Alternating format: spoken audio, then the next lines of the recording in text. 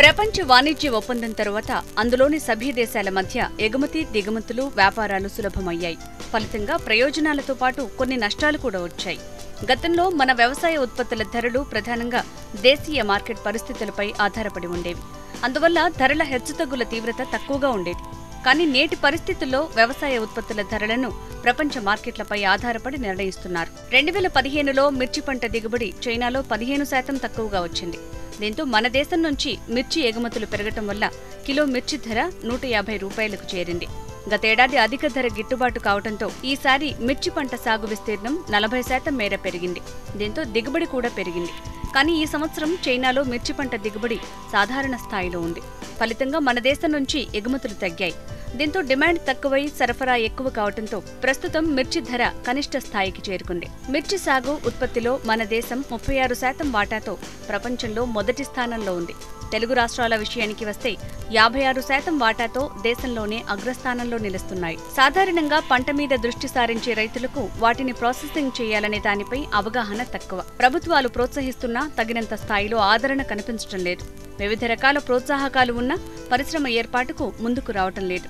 కారణం రైతులు వ్యవసాయం మీద దృష్టి సారించడమే. రైతులే ప్రాసెసింగ్ యూనిట్లు పెట్టాలని కాదు. రైతు కుటుంబాలు, గ్రామీణులు, యువకులు పరిశ్రమ ఏర్పాటు చేయడం శ్రేయస్కరం. మిర్చి పంట నుంచి రైతులు గరిష్ట ధరను సాధించాలంటే ప్రాసెసింగ్ పరిశ్రమలు అవసరం. మిర్చి పౌడర్ తయారీ, వాటి వాడకం తెలుసు. మిషన్లు లేకున్నా రోట్లో మిర్చిపొడి కొట్టుకోవటం అలవాటే. ఇప్పుడు మిషన్ల వల్ల క్వాంటిటీ పెరిగింది. మిర్చిపొడి పరిశ్రమ చిన్న పరిశ్రమ.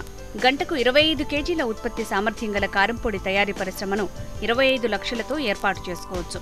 మిర్చిలో కూడా పచ్చిమిర్చి, పండుమిర్చి, ఎండిన పండుమిర్చి ఆధార పరిశ్రమలున్నాయి. ఈ మధ్యకాలంలో రెడీ టు ఈట్ ఆహార పదార్థాల్లో పచ్చిమిర్చి సాస్ పౌడర్ను వినియోగిస్తున్నారు. ఈ నేపథ్యంలో డీహైడ్రేటెడ్ పచ్చిమిర్చి పరిశ్రమ ఏర్పాటు చేసుకోవచ్చు. రోజుకు 315 కేజీల ఉత్పత్తి సామర్థ్యంలో 25 లక్షల రూపాయలతో ఈ పరిశ్రమను ఏర్పాటు చేసుకోవచ్చు. రోజుకు 2.5 టన్నుల ఉత్పత్తి సామర్థ్యం గల పండుమిర్చి ఆధారిత పరిశ్రమ ఏర్పాటుకు 125 లక్షల రూపాయలు అవసరమవుతుంది. మిర్చి నుంచి నూనె తీయటం, సహజ ఎరుపు రంగు తయారు చేయటం ఎగుమతికి అనుకూలమైన ఉత్పత్తుల తయారీ పరిశ్రమగా చెప్పుకోవచ్చు. పండిన మిరపకాయలు ఎరుపు రంగులో ఉండటానికి కారణం అందులోని క్యాప్సతిన్, క్యాప్సోరూబిన్ అనే రసాయనాలు. వీటిని వేరు చేయటం ద్వారా సహజ ఉత్పత్తులు, ఔషధాలు, కాస్మెటిక్స్ తయారీలో వినియోగిస్తారు. తెలుగు రాష్ట్రాల్లో పండే వివిధ రకాల మిరపకాయల్లో వివిధ రకాల లక్షణాలున్నాయి. మిర్చి సాగుకు పెట్టింది పేరు తెలుగు రాష్ట్రాలు. మిర్చి పంట పండించడంలోనే ఖ్యాతి గడించాయి తెలుగు రాష్ట్రాలు. గుంటూరు జిల్లాలో పండుతున్న మిర్చి దేశ విదేశాలకు ఎగుమతి అవుతుంది. పండించిన పంటను మిర్చి రూపంలోనే విదేశాలకు ఎగుమతి చేస్తున్నారు. ప్రాసెసింగ్ అభివృద్ధి చెందకపోవడం, పంట ఉత్పత్తి మీదే తప్ప ప్రాసెసింగ్పై ఆసక్తి కనబరచకపోవడంతో యథాతథంగా విక్రయించాల్సి వస్తోంది. ప్రాసెసింగ్పై దృష్టి పెడితే రైతుకు అధిక ఆదాయంతో పాటు ఉపాధి అవకాశాలు పెరుగుతాయని చెప్తున్నారు వ్యవసాయ రంగ నిపుణులు. మిర్చి ఆధారంగా ఎలాంటి ప్రాసెసింగ్ పరిశ్రమలు ఏర్పాటు చేయవచ్చు, ఎలాంటి అవకాశాలు ఉన్నాయనే విషయాలు మనకు వివరించడానికి బిజినెస్ కన్సల్టెంట్ మైనంపాటి శ్రీనివాసరావు గారు మనతో పాటు ఉన్నారు. సో వారిని అడిగి మరిన్ని వివరాలు తెలుసుకుందాం. నమస్కారం అండి శ్రీనివాసరావు గారు. ముఖ్యంగా మనం చూసినట్లయితే మనకున్నటువంటి వాతావరణ పరిస్థితుల్లో తెలుగు రాష్ట్రాల్లో మిర్చి ఆధారంగా పండించేటువంటి పంటలు ఏమేమి ఉన్నాయి, ఏ రకంగా మనం దాన్ని యూటిలైజ్ చేసుకోవచ్చు అంటారు? ఇప్పుడు దేశం మొత్తం మీద చూస్తే మిర్చి మనం దేశం మొత్తం మీద పండే పంటలో 56% మన తెలుగు రాష్ట్రాల నుంచే పండించడం జరుగుతుంది. స్పైసెస్ బోర్డు అంచనాల ప్రకారం 2015-16లో ఏపీలో 156,000 హెక్టార్లతో దాదాపు 6,18,000 టన్నుల మిర్చి పండింది. అదే తెలంగాణలో 81,000 దాదాపు 81,000 హెక్టార్ల విస్తీర్ణంలో 2,27,000 టన్నులు పండిందనమాట. మొత్తం ఓవరాల్గా తీసుకుంటే ఇండియా మొత్తం పంట మీద 56% మనకు జరుగుతుంది, ఇక్కడ పండించడం జరుగుతుంది. కాకపోతే ఏమవుతుందంటే మనం పంట మీద కాన్సన్ట్రేట్ చేస్తున్నారు మనం రైతులు కానీ ప్రభుత్వాలు కానీ. వీటిని ప్రాసెసింగ్ చేయటం మీద పబ్లిక్లో అవేర్నెస్ తక్కువ ఉంది. ప్రభుత్వాలు ప్రోత్సహిస్తున్నాయి కానీ తగినంత స్థాయిలో వాటిని ప్రమోట్ చేయటం లేదనే చెప్పాలి. వాస్తవం చేసుకుంటే ఇవి ఆహార పరిశ్రమల కిందకి వస్తాయి. ఆహార ప్రాసెసింగ్ పరిశ్రమలు అంటారు వీటిని. మిర్చిలో కూడా పచ్చిమిర్చి బేస్డ్ పరిశ్రమలు కొన్ని ఉంటాయి, పండు మిర్చితో పరిశ్రమలు కొన్ని ఉంటాయి, ఎండిన మిర్చితో చేసేటువంటి పరిశ్రమలు, ఎండిన పండు మిర్చి అనమాట. మనం మామూలు జనరల్గా చూస్తుంటామే అదనమాట. ఇప్పుడు పచ్చిమిర్చి ఆధార పరిశ్రమలు ఏంటంటే ఈ మధ్య పచ్చిమిర్చిని కూడా వివిధ ఆహార ఉత్పత్తుల్లో వాడుతున్నారు. మోడర్న్ అంటే రెడీ టు ఈట్ ఆహార ఉత్పత్తులు ఏవైతే ఉన్నాయో వాటిలో పచ్చిమిర్చి పౌడర్స్ కూడా అండ్ పచ్చిమిర్చి సాస్ ఇలాంటివి వాడుతున్నారు అనమాట. అలాగే డీహైడ్రేటెడ్ పచ్చిమిర్చి పరిశ్రమ అనేది ఒకటి. ఇది కనుకైతే రోజుకు 315 కేజీల ఉత్పత్తి సామర్థ్యంలో ఇది ఒక 25 లక్షల్లో మొదలు పెట్టచ్చు. ఇది ఒక విధంగా మంచి కొత్త కాన్సెప్ట్ అని చెప్పొచ్చు. అట్లాగే పచ్చిమిర్చి పౌడరు సాసు చేయటం అనేది ఒక కొత్త కాన్సెప్ట్ అనమాట. అంటే 1 కేజీ పచ్చిమిర్చి తీసుకుంటే 130 గ్రాముల పౌడరు 600 గ్రామ్స్ సాసు తయారవుతుందన్నమాట. ఇప్పుడు ఈ పచ్చిమిర్చి పౌడర్ని ఎక్కడ వాడుతున్నారంటే ఈ రెడీ టు ఈట్ ఐటమ్స్లో వాడతారు. అంటే పచ్చిమిర్చిని ఎక్కడ డైరెక్ట్గా వేస్తే ఉపయోగం ఉంటుందో దానికి సబ్స్టిట్యూట్గా ఈ పౌడర్ వాడతారు. ఇలాంటి పరిశ్రమ పెట్టాలంటే రోజుకు 200 కేజీల ప్రాసెసింగ్లో ఒక 25 లక్షల్లో మొదలు పెట్టచ్చు. ఇకపోతే పచ్చిమిర్చి మనం చూసాం. పండు మిర్చి ఆధార పరిశ్రమలు ఏంటంటే ఇప్పుడు మనం పండు మిర్చి మామూలుగా రైతులు ఏం చేస్తారు, ఓపెన్గా రోడ్ల మీదనో లేకపోతే దొడ్లలోనో ఎండబెడతారు. కానీ వాటిలో ఏంటంటే ఎక్స్పోర్ట్ చేయాలంటే అలాంటి సిస్టమ్ పనికిరాదు. దానికోసం డీహైడ్రేషన్ మిషన్స్ ఉంటాయి. అంటే దాంట్లో ఉండి ఆ మాయిశ్చర్ని రిమూవ్ చేయడానికి దానికి హాట్ ఎయిర్ బ్లోయింగ్ ద్వారా దాన్ని రిమూవ్ చేస్తారనమాట. లేదంటే బూజు పట్టడము ఇలా కుళ్ళిపోవటం కొంత ఇలా జరుగుతుందన్నమాట. అలాంటి పరిశ్రమ మనం పండు మిర్చి డీహైడ్రేషన్ పరిశ్రమ.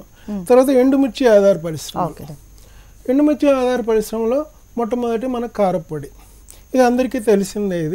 ఇది చిన్న అన్ఎంప్లాయిడ్ యూత్ ఎవరైనా పెట్టుకోవచ్చు. ఇది 25 కేజీలు పర్ గంట కెపాసిటీలో ఒక 25 లక్షల్లో మొదలు పెట్టచ్చు. ఇది ప్రతి ఊర్లో పెట్టుకొని లోకల్గా వాడటానికి వీలుగా ప్యాకింగ్ చేసుకొని మార్కెట్ చేసుకునే అవకాశం ఉంటుంది. ఇప్పుడు ఈ రోజుల్లో సెల్ఫ్ హెల్ప్ గ్రూప్స్ కూడా వస్తున్నాయి కాబట్టి వాళ్ళు కూడా తయారు చేసుకొని ప్యాక్ చేసుకొని మార్కెట్లోకి అమ్ముకోవచ్చు అన్నమాట. ఇకపోతే కారప్పొడి తయారీ సహజంగా మన వాళ్ళు ఏం చేస్తారంటే క్రయోజెనిక్ గ్రైండింగ్ అనేది కొత్త కాన్సెప్ట్ ఉంది. అది మన వాళ్ళకి తెలియదు చాలా వరకు. పల్వరైజర్ ద్వారా చేస్తారనమాట. ఈ పల్వరైజర్ ద్వారా ఏమవుతుందంటే అది ఆ గ్రైండింగ్ అయ్యేటప్పుడు ఆ పౌడర్ అయ్యేటప్పుడు దాదాపు 80 డిగ్రీ సెంటీగ్రేడ్ హీట్ జనరేట్ అవుతుంది. అందువల్ల ఏమవుతుందంటే ఈ యొక్క న్యాచురల్ కలరు న్యాచురల్ ఫ్లేవర్ ఏదైతే ఉందో అది తగ్గిపోతుంది. ఇలాంటి ప్రాబ్లమ్ను ఓవర్కమ్ చేయడానికి వచ్చినటువంటి కొత్త టెక్నాలజీ క్రయోజెనిక్ గ్రైండింగ్ టెక్నాలజీ అనమాట. ఈ టెక్నాలజీలో ఏమవుతుందంటే ఎక్కడైతే గ్రైండ్ అవుతుందో దాని చుట్టూరా నైట్రోజన్ కానీ కార్బన్ డైఆక్సైడ్ కానీ లిక్విడ్ ఫామ్లో ఫిల్ చేస్తారు. అప్పుడు ఏమవుతుందో అక్కడ మీకు 0 డిగ్రీ సెంటీగ్రేడ్ మెయింటైన్ అవుతుంది. అలాంటి పరిస్థితుల్లో గ్రైండింగ్ అవటం వల్ల మీకు న్యాచురల్ ప్రాపర్టీస్ ఎక్కువగా ఉంటాయి. ఆల్మోస్ట్ 95 to 98% న్యాచురల్ ప్రాపర్టీస్ ఉంటాయి అన్నమాట. అలాగనే క్రయోజెనిక్ గ్రైండింగ్ పద్ధతిలో మిరప్పొడి తయారు చేయాలంటే గంటకు 500 కేజీల కెపాసిటీలో దాదాపుగా 3 కోట్ల రూపాయల ప్రాజెక్టు, ల్యాండ్ బిల్డింగ్ కాకుండా. మిర్చి క్యాప్సికమ్ అండ్ ఓలియా రీజన్ పరిశ్రమ ఇది ఒక విధంగా ఎక్స్పోర్ట్ ఓరియంటెడ్ పరిశ్రమగా చెప్పాలి. అంటే యాక్చువల్గా మిర్చిని మనం ఎండుమిర్చి తీసుకుంటే ఎండుమిర్చి వెయిట్లో 45% గింజలు ఉంటాయి, మిగతాది పైన తోలు ఉంటుంది. ఈ గింజల నుంచి ఆయిల్ తీస్తారు. జనరల్గా మిగతా ఎలా ఆయిల్స్ వస్తాయి, గింజల నుంచి కూడా ఆయిల్ వస్తుంది. ఈ ఆయిల్ కంటెంట్ ఎంత ఉంటుందంటే జనరల్గా 26% of the weight of the seeds అన్నమాట. దాన్ని ఆయిల్ తీయటం వల్ల ఆ ఆయిల్ను మళ్ళీ ఫర్దర్గా ప్యూరిఫై చేసి దాన్ని ఓలియా రీజన్ అంటారు అనమాట. ఒక విధంగా ఎసెన్షియల్ ఆయిల్ అనమాట. దానిని ఎక్కడ వాడతారంటే జనరల్గా అదర్ కంట్రీస్లో, ఫారిన్ కంట్రీస్లో అక్కడ ఈ ఫుడ్ ఇండస్ట్రీస్ ఏవైతే ఉన్నాయో వాటిలో వాడతారు. అంటే మనము కారపొడి ఎక్కడ వాడతామో వాళ్ళు కారపొడి బదులు ఈ మిర్చి ఆయిల్ని వాడతారనమాట. అలాగే ఇంకోటి క్యాప్సికాసిన్ అని ఇది ఒక ఎర్రటి రంగు, అంటే మిర్చి ఎరుపు రంగులో ఉండటానికి కారణం ఈ క్యాప్సికాసిన్ అనేటువంటి కెమికల్. దానిని మనం ఈ ప్రత్యేక యంత్ర పరిశ్రమల ద్వారా దాన్ని రిమూవ్ చేయటం జరుగుతుంది. ఇది ఎట్లా ఉంటుందంటే ఈ మిర్చి పరిమాణంలో టోటల్ మిర్చి పరిమాణంలో 0.5% ఈ క్యాప్సికాసిన్ అనేటువంటి రసాయనం వస్తుందన్నమాట. దీన్ని చాలా వాటిల్లో వాడతారు, వినియోగం ఎక్కువ ఉంటుంది. ఎట్లా అంటే ఈ మామూలుగా బాడీ పెయిన్స్కు ఏవైతే మందులు వాడుతుంటారో మన ఆయింట్మెంట్స్ కానీ వాటిని జెల్ కానీ వాటికి దీన్ని వాడతారు. అట్లాగే క్యాన్సర్ నిరోధక మందుల తయారీలో వాడతారు. శ్రీనివాస్ గారు, మరి ఈ మిర్చి నుంచి నూనె తీసేటువంటి పరిశ్రమల గురించి ఎక్స్ప్లెయిన్ చేస్తారా? ఇప్పుడు మనం డిస్కస్ చేసింది మిర్చి నుంచి నూనె చేసినాం అండ్ ఆలియరిజన్ తయారు చేసే పరిశ్రమ గురించే. దీని పరిశ్రమ వేం ఎట్లా ఉంటుందంటే దీనికి డిఫరెంట్ టెక్నాలజీస్ ఉన్నాయి ఈ తయారు చేయటంలో అనమాట. ఒకటి హైడ్రో ఎక్స్ట్రాక్షన్ టెక్నాలజీ అని, దీన్నే స్టీమ్ డిస్టిలేషన్ ప్రాసెస్ అంటారు అనమాట. అంటే మామూలుగా గింజలను సపరేట్ చేస్తారు, ఆ గింజలను మామూలుగా అటువంటి స్టీమ్ డిస్టిలేషన్ అంటే ఒక పాత్రలో వేసి కింద నుంచి దాన్ని స్టీమ్ అప్లై చేసి దాని నుంచి ఆయిల్ తీయటం ఒక ప్రత్యేక పద్ధతి అనమాట. అది ఒక విధంగా చెప్పాలంటే తక్కువ పెట్టుబడిలో అవకాశం ఉన్నటువంటి పరిశ్రమ అది. అలాంటి కనుక అయితే 1 టన్ను పర్ డే మిర్చి ప్రాసెసింగ్ కెపాసిటీలో అయితే దాదాపు 6.5 కోట్ల రూపాయలు దానికి ఇన్వెస్ట్మెంట్ కావాలి. దానికి ఉత్పత్తులు ఎట్లా ఉంటాయంటే సంవత్సరానికి ఈ ఓలియరిజన్ దాన్ని మనం ఆయిల్ అంటాం, అది 15 టన్నులు 15,000 కేజీలు సంవత్సరానికి వస్తుంది. అట్లాగే క్యాప్సియాసిన్ అంటే 1,500 కేజీలు పర్ ఇయర్ అనేటువంటి ప్రొడక్షన్ వస్తుందన్నమాట. ఇది ఒక టెక్నాలజీ అయితే. రెండోది సాల్వెంట్ ఎక్స్ట్రాక్షన్ టెక్నాలజీ. ఇక్కడ ఏం చేస్తారంటే ఆయిల్ మామూలుగా ఎక్స్పెల్లర్ పద్ధతిలో తీసిన తర్వాత ఆ మిగిలినటువంటి మీల్ను ఫర్దర్గా వేరే సాల్వెంట్ని యాడ్ చేసి సాల్వెంట్ని తర్వాత ఎవాపరేట్ చేయడం ద్వారా ఆయిల్ తీస్తారు. ఇది కాకపోతే ఏంటంటే క్వాలిటీ వైజ్ తీసుకుంటే ఈ రెండిట్లో సాల్వెంట్ కన్నా హైడ్రో ఎక్స్ట్రాక్షన్ మంచిదని చెప్పవచ్చు. ఎందుకంటే ఈ ఆయిల్ రెసిడ్యూస్ వంటి కెమికల్ రెసిడ్యూస్ ఏవైతే ఉంటాయో అవి సాల్వెంట్ ఎక్స్ట్రాక్షన్ యూనిట్లో ఉండే అవకాశం ఉంది కనుక అది అంత డిజైరబుల్ కాదు. కాకపోతే అయితే అట్లాంటి యూనిట్స్ కూడా పనిచేస్తున్నాయి. అలాంటి దాని ప్రాజెక్ట్ కాస్ట్ వచ్చి దాదాపు 10 కోట్ల రూపాయల వరకు ఉంటుంది. ఇంకోటి లేటెస్ట్ టెక్నాలజీ ఏంటంటే సూపర్ క్రిటికల్ ఫ్లూయిడ్ టెక్నాలజీ అనేది ప్రస్తుతం ప్రపంచవ్యాప్తంగా the best technology in spices processing industries అని చెప్పచ్చు. దీంట్లో ఏమవుతుందంటే యాక్చువల్గా ఏవైతే మనం ఫ్లూయిడ్స్ని డైరెక్ట్గా అప్లై చేయకుండా ఇండైరెక్ట్ అప్లై చేయటం ద్వారా వాటిని మనం ఫినిష్డ్ ప్రొడక్ట్ తీయటం జరుగుతుంది. అందువల్ల ఏమవుతుందంటే ఫినిష్డ్ ప్రొడక్ట్లో ఎలాంటి కెమికల్స్ ఉండే అవకాశం లేదు, అందువల్ల హై ప్యూరిటీ ప్రొడక్ట్గా వస్తుంది. అట్లాగే ప్రాజెక్ట్ కాస్ట్ కూడా ఎక్కువగా ఉంటుంది అన్నమాట. అది కనుక రోజుకు 2 టన్నుల మిర్చి ప్రాసెసింగ్ సామర్థ్యం కనుక ఉంటే దాంట్లో దాదాపుగా రోజుకు 10 కేజీల క్యాప్సియాసిన్, దాదాపుగా 110 కేజీల ఆలియరిజన్ తయారవుతుందన్నమాట. అలాంటి పరిశ్రమకు దాదాపు 15 కోట్ల రూపాయలు పెట్టుబడి కావాలి. ఇవే బేసిక్గా ఎగుమతికి అవకాశం ఉన్నటువంటి మిర్చి ఆధార పరిశ్రమల బేసిక్ వివరాలు. ఓకే, మరి మార్కెట్ ఎలా ఉంటుందండి మరి ఇలాంటి వాటి? ఈ పర్టికులర్ ప్రొడక్ట్స్ మనం ఆయిల్ కానీ ఈ క్యాప్సియాసిన్ కానీ ప్రధానంగా ఎక్స్పోర్ట్ ఓరియంటెడ్ ప్రొడక్ట్ అనే చెప్పొచ్చు. మన దేశంలో ఇప్పుడిప్పుడే వీటి వినియోగం మొదలైందని చెప్పవచ్చు. ఎందుకంటే ఇప్పుడు మనం రెడీ టు ఈట్ ఐటమ్స్ ఇట్లాంటివి మనం తయారు చేయటం, తర్వాత కొన్ని మెడిసిన్లో కూడా అప్లై చేయటము ఇలా జరుగుతున్నది. బట్ ఎక్కువగా అయితే ఇది ఎక్స్పోర్ట్స్కి అవకాశం ఉన్నటువంటి ప్రోడక్ట్. ఇంకా ఎలా మార్కెటింగ్ చేయాలి అంటే ఒకటి ఓరియంటేషన్ ఉండాలండి. బేసిక్గా చెప్పేది ఏంటంటే ఎవరైతే ఇండస్ట్రీ పెడతారో వాళ్ళకి ఆ కమిట్మెంట్ ఉండాలి, అప్పుడే వాళ్ళు సక్సెస్ అవుతారు. ఎందుకంటే మేము జనరల్గా చెప్తుంటాం, ఒకే రోజు ఒకే ఇండస్ట్రీని 10 మంది మొదలు పెడితే 10 మంది సక్సెస్ గారు, 10 మంది ఫెయిల్ గారు. ఇది కంప్లీట్గా ఒక యాటిట్యూడ్ అనమాట. ఎందుకంటే ఈజీనో లేకపోతే డబ్బులు ఈజీగా వస్తాయని నేనైతే చెప్పను. కష్టపడాలి, దానికి తగ్గటువంటి కృషి ఉన్నప్పుడే ఇది సక్సెస్ చేసుకోవడానికి అవకాశం ఉంది. అంటే ఓవరాల్గా చెప్పేది ఏంటంటే ఇలాంటి మిర్చి బేస్డ్ ఆధునిక ఉత్పత్తులకు మంచి భవిష్యత్తు ఉందని చెప్పవచ్చు. మిర్చి నుంచి రంగులు కూడా తీయవచ్చని మనం ఇందాక ఆల్రెడీ మీరు చెప్పినప్పుడు విన్నాం. మరి ఇది ఎలా ఉంటుందంటారు? యాక్చువల్గా ఏంటంటే ఇప్పుడు క్యాప్సియాసిన్ ఇందాక మనం అనుకున్న రంగు అనమాట. అది కేవలం టెక్స్టైల్స్కే దాన్ని వాడాల్సిన పని లేదు, మిగతా అదర్ ప్రొడక్ట్స్లో కూడా వాడతారు. మామూలుగా తీసుకుంటే ఈ ఫుడ్ కలర్గా వాడతారు, తర్వాత ఈ మన ఆయింట్మెంట్స్లో పెయిన్ రిలీఫ్ ఆయింట్మెంట్స్లో జనరల్ మనం చూస్తూనే ఉంటాం. ఏదైనా పెయిన్కి మనం ఏదైనా ఆయింట్మెంట్ పూస్తే ఈ నొప్పి కన్నా కూడా ఈ పూసినటువంటి ఆయింట్మెంట్ మంట ఎక్కువగా ఉంటుంది, సో దట్ అది రెడ్యూస్ అవుతుంది అనమాట. అది అందుకని దాంట్లో మీరు గమనించండి క్యాప్సియాసిన్ కంటెంట్ 0.5% ఇట్లా మెన్షన్ చేసి ఉంటారు అనమాట. అలా దాన్ని కూడా వాడతారు. అంటే డిఫరెంట్ అప్లికేషన్ ఉంటుందన్నమాట. అంటే రెండు ఒకే ఇండస్ట్రీలో చేయటం, ఎందుకంటే ఆయిల్ ఏమో విత్తనాల నుంచి తీస్తారు, పైన వచ్చినటువంటి తొక్క ఏదైతే ఉంటుందో దాని కవర్ ఏదైతే ఉందో దాని నుంచి క్యాప్సియాసిన్ అనేటువంటిది రంగును తీస్తారు అనమాట.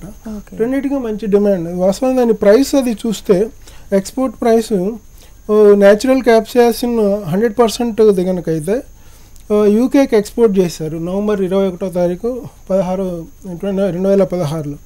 కేజీ 77,165 రూపాయలు ఉంది. ఓ. అట్లాగే Alia reason export price exported to Philippines KG 2,500 ఉందన్నమాట. ఈ క్వాలిటీని బట్టి కాన్సన్ట్రేట్ లెవెల్ని బట్టి ప్రైస్లు మారుతుంటాయి అన్నమాట. సరైన క్వాలిటీ ఇచ్చి ఆర్గానిక్ పద్ధతిలో చేసినటువంటి మిర్చిని కనుక సేకరించగలిగి చేస్తే ఈ పరిశ్రమకు మంచి భవిష్యత్తు ఉంటుందని చెప్పొచ్చు. అలానే శ్రీనివాసరావు గారు, మిర్చి ప్రాసెసింగ్ చేసే సమయంలో కేవలం మిర్చి ఉంటే సరిపోతుందంటారా, లేదా ఇంకేదన్నా యాడ్ చేస్తే మనం దాన్ని ప్రాసెస్ చేయొచ్చు అంటారా? దానికి వేరే యాడ్ చేస్తారండి.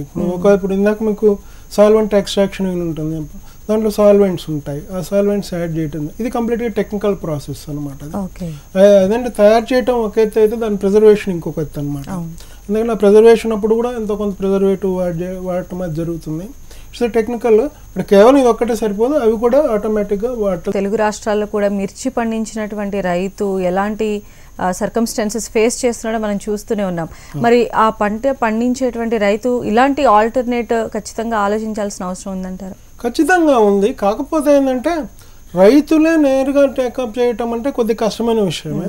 ఇప్పుడు మామూలుగా మనం పాల సహకార సంఘాలు ఎట్లా ఉన్నాయో అలాగే వీళ్ళు కూడా మిల్క్ మన ఈ చిల్లీ బేస్డ్ రైతులు ఎవరైతే ఉన్నారో వాళ్ళు కూడా సహకార సంఘంగా ఏర్పడి ప్రాసెసింగ్ ఇండస్ట్రీ పెట్టుకొని ఆ క్వాలిఫైడ్ పర్సన్స్ని వీళ్ళని హైర్ చేసి చేసుకుంటే బాగా ఉంటుంది. ఎందుకంటే కేవలం ఏదో 10 ఎకరాల నుండి రైతు ఇండస్ట్రీ పెట్టడం అనేది సహజమైన పని కాదు. ఇది ఎందుకంటే ఓవరాల్ ఇది కలెక్టివ్గా చేయాల్సిన పని అన్నమాట. చేస్తే ఖచ్చితంగా బాగా ఉంటుంది. ఇందులో ఏంటంటే నామకే వస్తే పెట్టడం కాదు, హార్డ్ వర్క్ కూడా చేస్తేనే సక్సెస్ అవుతారని. మరి పెట్టిన వాళ్ళకి ఎలాంటి రిస్క్లు ఎదురయ్యేటువంటి అవకాశం ఉందనుకోవచ్చు? అంటే జనరల్గా రిస్క్ అంటే ఇప్పుడు క్వాలిటీ పరంగా ఇప్పుడు టెక్నాలజీ పరంగా ప్రూవ్ అయిందండి, కొత్త విషయం ఏం కాదు ఇది. ఇప్పుడు ఆల్రెడీ యూనిట్స్ కూడా ఉన్నాయి. మనం కూడా చెప్పాలంటే అది కొంతవరకు ఖమ్మంలో ఒకటి ఉన్నట్టుంది, అండ్ ఈవెన్ వెనుకొండ అక్కడ ఉన్నట్టు ఉన్నాయి, అండ్ గుజరాత్లో అక్కడ ఉన్న యూనిట్స్. టెక్నాలజీ ప్రూవ్ అయింది, దాని గురించి ఎవరు వరాల్సిన పని లేదు. ఎవరైనా వరి అవ్వాల్సి వస్తే మార్కెటింగ్. ఈ మార్కెటింగ్ వరి అనేది ప్రతి వాళ్ళకు ఉంటుంది, అది ఏ ఇండస్ట్రీ అన్నా కానీ. మార్కెటింగ్ ఇప్పుడు ఒకటి ఎట్లా ఉంటుందంటే వీళ్ళు క్వాలిటీ ప్రోడక్ట్ తీసుకొని మార్కెట్లోకి వెళ్ళినప్పుడు ఒక బయర్ కాకపోతే ఇంకొక బయర్ కొనే అవకాశం ఉంటుంది. అంతేగాని మనం ముందే మార్కెట్ టైఅప్ అయిపోయి ఇంకో లాభాలు వస్తాయని చెప్పే పరిస్థితి అయితే లేదు. కానీ ఓవరాల్గా అయితే మార్కెట్ బాగుంటుంది. రిస్క్ అంటే మార్కెట్ చేసుకోలేనప్పుడే రిస్క్ వస్తుంది. మరి ఈ పరిశ్రమలకి సంబంధించి గవర్నమెంట్ సపోర్ట్ ఎలా ఉంటుంది అనుకోవచ్చు? జనరల్గా ఏ ప్రాజెక్ట్ తీసుకున్నా కూడా 25 to 30% ప్రమోటర్ పెట్టుకుంటే మిగతాది బ్యాంక్ లోన్ తీసుకోవచ్చు. ఈ బ్యాంక్ లోన్కు కొంతమంది కొలెటరల్ సెక్యూరిటీస్ అడుగుతారనమాట. కొలెటరల్ సెక్యూరిటీస్ అంటే any genuine marketable property documents ప్రెడ్ చేయాల్సి ఉంటుంది. అది ఎవరైతే ఇండస్ట్రీ పెడతారో వాళ్ళ పేరే ఉండక్కర్లేదు, వాళ్ళ ఫ్రెండ్స్ అండ్ రిలేటివ్స్ ఎవరైనా పర్లేదు అనమాట. గవర్నమెంట్ ఏం చేస్తుందంటే ఇన్సెంటివ్స్ ఇస్తుంది. ఇన్సెంటివ్స్ అంటే ప్రోత్సాహకాలు. ఎలా ఉంటుందంటే క్యాపిటల్ ఎక్స్పెండిచర్ మీద certain percentage 25% on capital cost, అంటే బిల్డింగ్ కన్స్ట్రక్షన్ కాస్ట్, ఏవైతే ఎసెన్షియల్ మెషినరీ ఉన్నాయో ఆ రెండింటిని క్యాపిటల్ ఎక్స్పెండిచర్గా కన్సిడర్ చేసి దాని మీద 25% మ్యాక్సిమం సీలింగ్ ఉంటుంది. అది గ్రాంట్ ఇన్ ఎయిడ్గా ఇస్తారు. అట్లాగే 9% ఇంట్రెస్ట్ సబ్వెన్షన్ అంటే రిటర్న్ చేస్తారు అన్నమాట. ఇది కాకుండా పవర్ సబ్సిడీ ఉంటుంది. ఒకవేళ వీళ్ళు ఇండస్ట్రియల్ ఎస్టేట్లో కనుక ల్యాండ్ కనుక తీసుకుంటే దాదాపు 10 lakhs వరకు సబ్సిడీ ఉంటుంది. తర్వాత ఎక్స్పోర్ట్స్ చేస్తే కంప్లీట్ ఎక్స్పోర్ట్ ఇన్కమ్ మీద no income tax. Even domestic మార్కెట్లో అయినా సరే ఫుడ్ ప్రాసెసింగ్ ఇండస్ట్రీస్కి first 5 years no income tax on profits, 6th to 10th year కూడా 25% ఎగ్జాంప్షన్ ఉంది. ఇలాంటి ఇన్సెంటివ్స్ గవర్నమెంట్ ఇస్తున్నాయి. ఇందులో స్టేట్ గవర్నమెంట్ కొన్ని ఇస్తుంది, కొన్ని సెంట్రల్ గవర్నమెంట్ నుంచి వస్తాయి అన్నమాట. అంటే ఓవరాల్గా అయితే ఇండస్ట్రీ పెట్టడానికి అనుకూలమైన ఎన్విరాన్మెంట్ ఉంది. కాకపోతే వీళ్ళు మన ఎవరైతే ఇలాంటి స్పిరిట్ ఉండి వాళ్ళు టేకప్ చేయగలిగిన వాళ్ళు తీసుకుంటే మటుకు మంచి ప్రాజెక్ట్స్ అని చెప్పొచ్చు. సో మరి మిషనరీ పరంగా ఎలా ఉంటుంది? మిషనరీస్ అంటే మిషనరీ సప్లయర్స్ ఇంతకుముందు చెప్పినట్టు ఏంటంటే ఇవన్నీ టెక్నాలజీ ప్రూవెన్ టెక్నాలజీ, అందువల్ల అది పెద్ద సమస్య కాదు. చాలామంది సప్లయర్స్ ఉన్నారు, మన రాష్ట్రాల్లో లేకపోవచ్చు కానీ ఈవెన్ ఉత్తరాదిలో కానీ గుజరాత్లో కానీ అక్కడ డిఫరెంట్ సప్లయర్స్ ఉన్నారు. సో ఇక్కడ పెట్టాలనుకున్నట్లయితే మనం అక్కడ తప్పదు అది, ఎందుకంటే ఎక్కడ ఎక్స్పర్టైజ్ ఉందో అక్కడి నుంచి మనం తీసుకోవాలి కదా. దొరుకుతాయి మీకు, ఈవెన్ ఇంకా ఇంపోర్ట్ కూడా చేసుకోవచ్చు. Machinery wise technology has been proven, machinery capabilities అన్ని ప్రూవెన్ కాబట్టి అంత వరి అవ్వాల్సిన పని లేదు. ఓకే, మన తెలుగు రాష్ట్రాలు రెండు కూడా క్యాపబుల్ లేనా అండి ఇది మనం పెట్టుకోవడానికి? No doubt. ఎందుకంటే మిర్చి ఎక్కడ పండుతుంది, ఇంకా మిర్చిలో కూడా జనరల్గా 2 రకాలు ఉంటాయి వాస్తవానికి. సన్నగా పొడుగ్గా ఉండేది ఒకటి, బల్బు నిజామాబాద్ బల్బు ఏది అంటుంటాం, ఇట్లా మామూలుగా దీన్ని లావుగా ఉంటుంది అన్నమాట. ఇది లావుగా ఉండే జనరల్ వాడతారు, మన ఇళ్లలో కారపొడి దేనికి వాడతారు. ఈ ఆయిల్ తీయటానికి వాటికి ఈ సన్నగా పొడుగ్గా ఉండే వెరైటీని వాడతారు అనమాట. అవి మన 2 రాష్ట్రాల్లో పండుతున్నాయి, ఆ ప్రాబ్లం ఏం లేదు. ఈ రంగాన్ని ఎంచుకోవాలి అనుకునేటువంటి వారికి మీరు ఎలాంటి మార్గదర్శకాలు ఇస్తారండి? అంటే ఒక్కటే, ఇప్పుడు రా మెటీరియల్ వైజ్ మన వాళ్ళకి ప్రాబ్లం లేదండి. తెలంగాణలో మొదలుపెట్టినా ఆంధ్రప్రదేశ్లో మొదలుపెట్టినా ముడి పదార్థాల సమస్య లేదు. వీలైతే వీళ్ళని రైతును ఎంకరేజ్ చేసి ఆర్గానిక్ మిర్చి సాగును ప్రోత్సహించడం ఒకటి మంచిది. అది కేవలం వీళ్ళే చేస్తే సరిపోదు, గవర్నమెంట్ నుంచి కూడా ఎంకరేజ్మెంట్ ఉండాలి. అదే కాకుండా ఇప్పుడు రా మెటీరియల్ మిగతా విషయాలకు వచ్చినప్పుడు ఏంటంటే ముందర వీళ్ళు స్టడీ చేయాల్సింది ఒకటి బేసిక్ థింగ్ ఏంటంటే ఎక్కడ మీకు డిమాండ్ సప్లై గ్యాప్ కనపడదు. మనకు ఇక్కడ దొరకక ఇబ్బంది పడిపోతున్నాం, ఈజీగా మనం మార్కెట్ చేసుకోవచ్చిన సిచ్యువేషన్ దేనికి లేదు. అది లోకల్ మార్కెట్ కానీ ఆర్ ఎక్స్పోర్ట్ మార్కెట్ కానీ.